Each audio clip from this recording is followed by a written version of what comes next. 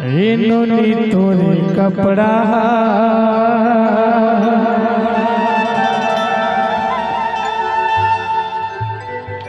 ये सब टूरा मन के लफड़ा है।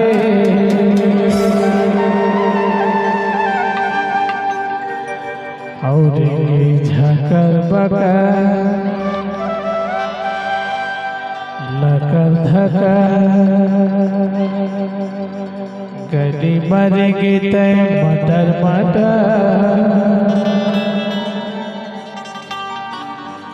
और तोर जवानी 16-17 है।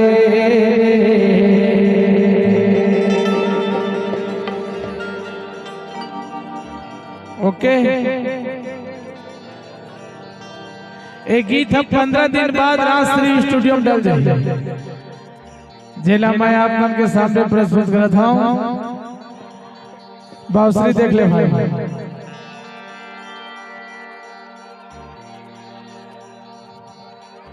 चला ए मोर भुरवा भाई है ना, तोर पर मत वाग है वो।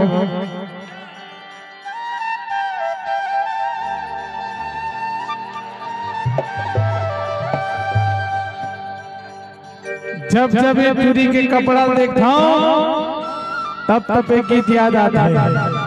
और धन्यवाद तो इसना कपड़ा पहन था तब गीत बनी।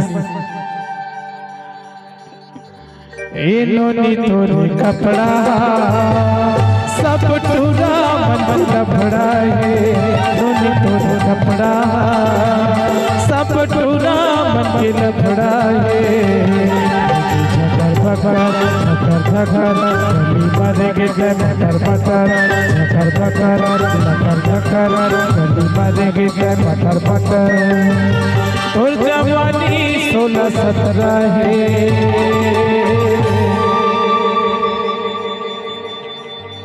पंडा तरइए तर जब टूरी पंडा तरइए। इन्होंने तोरे कपड़ा ये सब टूरा मन के लफड़ा है। इन्होंने तोरे कपड़ा सब टूरा मन के लफड़ा है।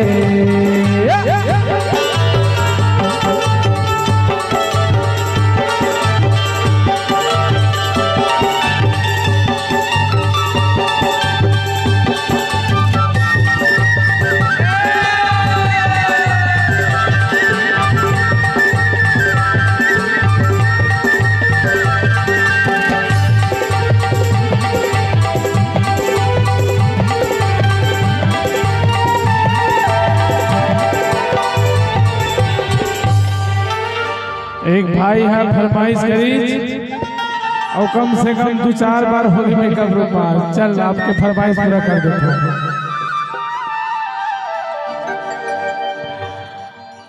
देखा था पागा वाले ने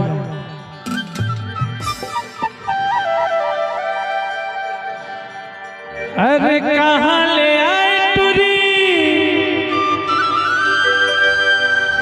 दिखे करे से अरे चाल कर मत वाली हरे हरे हाय हाय पंडा तरई वाली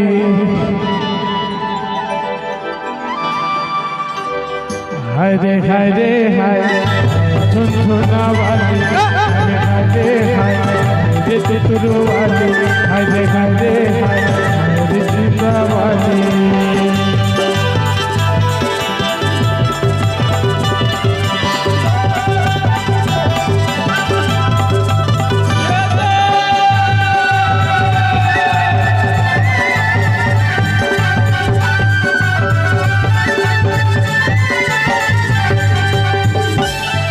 एक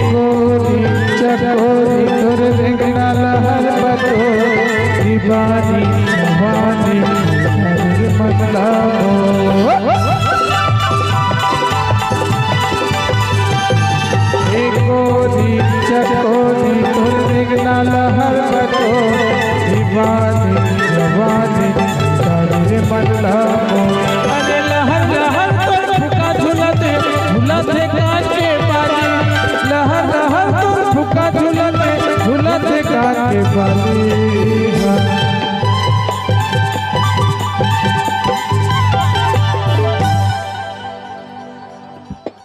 हाय रे हाय रे हाय झुनझुना वाली हाय रे हाय तुतरू वाली हाय रे हाय झुनझुना वाली हाय रे हाय तुतरू वाली हाय रे हाय